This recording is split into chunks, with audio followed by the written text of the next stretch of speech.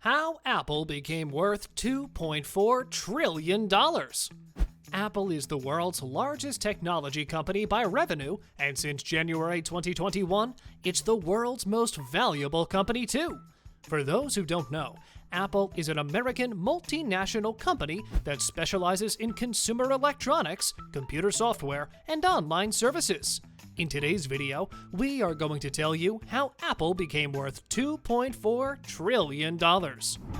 When Apple shares surged 1.4% to $468.65 in midday trading, they became the first U.S. firm to reach a $2 trillion valuation in August 2020.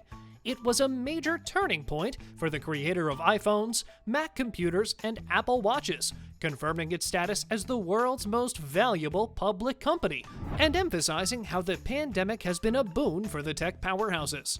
Not to forget, Apple took 42 years to achieve $1 trillion in market capitalization. It only took 2 more years to reach the $2 trillion mark. Even more astonishing is that Apple's second $1 trillion was earned entirely in the last 21 weeks, while the world economy declined at a rate unmatched in the coronavirus pandemic's history. Getting into the details of the company, Apple Incorporated was Steve Jobs', Steve Wozniak's, and Ronald Wayne's dream firm. These three launched the company in 1976. They used to sell the Apple I personal computer and then the Apple II computer, which were both extremely popular at the time. In 1977, the name of the firm was changed to Apple Computer Incorporated. The three went public in their company in 1980 in order to gain some financial success. Their devices were well received, and their unique graphics and operating system were well liked, but after a while, they began to have service and cost issues when compared to those low-priced Microsoft Windows PCs that ran on Intel. Steve Jobs later left Apple to form Next, which he co-founded with numerous Apple workers. CEO Gil Amelio was brought in to save the company and get it back on track after Steve Jobs left. In 1997, Amelio purchased Next and brought Steve Jobs back to Apple. In the year 2000, Steve Jobs returned as CEO, and the corporation soared to new heights. They invented the iMac and opened a number of retail stores across the United States. The corporation was given its current status in 2007 when it was renamed Apple Inc. Apple launched the first iPhone in 2007, and it was an astounding success due to the lack of competition. The iPhone was a forerunner to the future. Despite its high price, the extent of success it achieved is unrivaled. Steve Jobs later left the company in 2011, and Tim Cook was named the next CEO. Jobs had to leave the company due to health difficulties. It was due to Jobs that the company gained such immense success. Jobs was like the foundation around which the company was formed. Jobs died shortly after resigning, putting the globe in a state of shock. Steve Jobs' death had a great impact on Apple. Some say that Apple died with Steve Jobs. It was Jobs who brought Apple back from the brink of death when he came back to it in 1997. Under Jobs, the iMac killed Macintosh and the iPhone killed the iPod. While Steve Jobs was around, there was nobody who could drive Apple out of business but Apple itself. That is what made Apple so valuable. You can say that Steve Jobs' legacy still drives Apple's current and future. Apple is currently enjoying success of Steve Jobs' lifetime efforts, having been the first corporation in history to reach a valuation of $2.4 trillion. The company employs over 147,000 people and operates over 500 retail stores across the world. More than 1.5 billion Apple products are in use around the world, and the craze for them is growing. The company is still growing and attempting to be affordable to everyone, even the middle class. You can tell that the efforts are paying off since you're seeing more and more Apple items around you. Apple is undoubtedly the most successful company ever, and its shares and value cost more than any others. If Steve Jobs was alive today, he surely would have been the richest person in the world.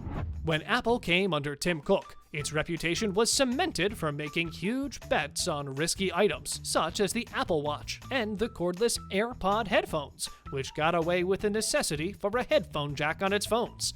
but it has drawn criticism for its stance towards paying company tax and the labor environment of factory workers who manufacture the things it sells to wealthy buyers. Despite the fact that many businesses and individuals have suffered as a result of the coronavirus outbreak, Apple continues to shine. In August 2020, the company's equity split 4-1, and shares are at the highest level since the split. Apple stock has lately risen from a 52-week low of $103.10 to a high of $150. During the year, the company's market capitalization surpassed $2.4 trillion. The pandemic has been a bonanza for the tech giants. Investors have poured billions of dollars into the tech behemoths, thinking that their enormous size and influence will serve as safe havens for the pandemic-induced economic downturn.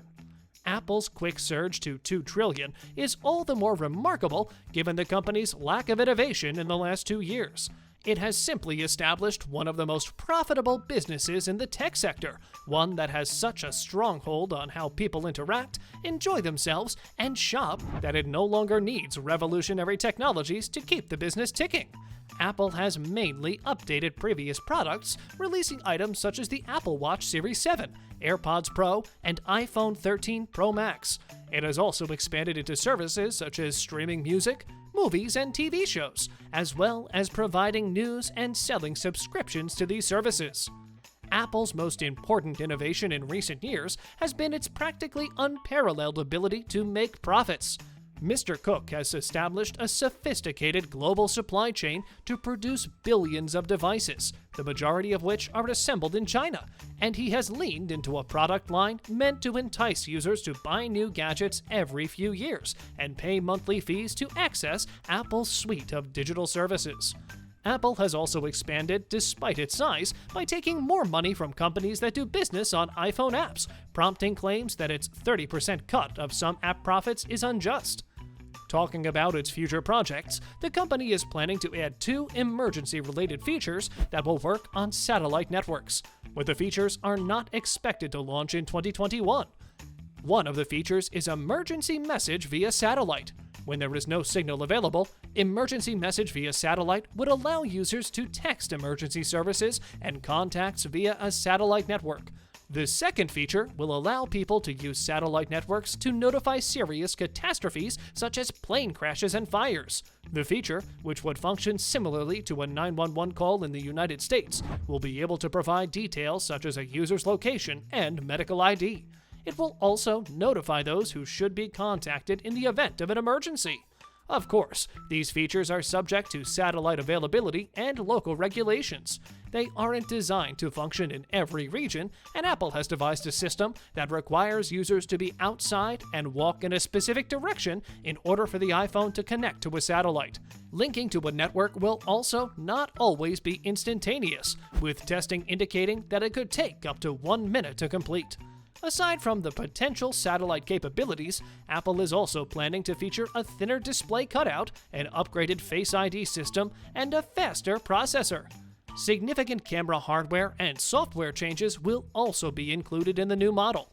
With this growing pace, Apple could hit $3 trillion market capitalization in 2022, according to Wedbush analyst Dan Ives, who is bullish on the tech giant. Ives said, quote, "If you look at the innovation, if you look at the super cycle playing out right now in the services business, I believe this is just the next step of growth." He also said that it will show critics that Apple is still focused on innovation. Do you guys think Apple would achieve its $3 trillion target till 2022? Alright guys, that's it for today's video. Hope you guys enjoyed it. Let us know in the comment section, what do you guys think of Apple products? If you guys liked the video, be sure to hit the like and subscribe button and share the video with your friends. We will be back soon with another video. Till then, goodbye!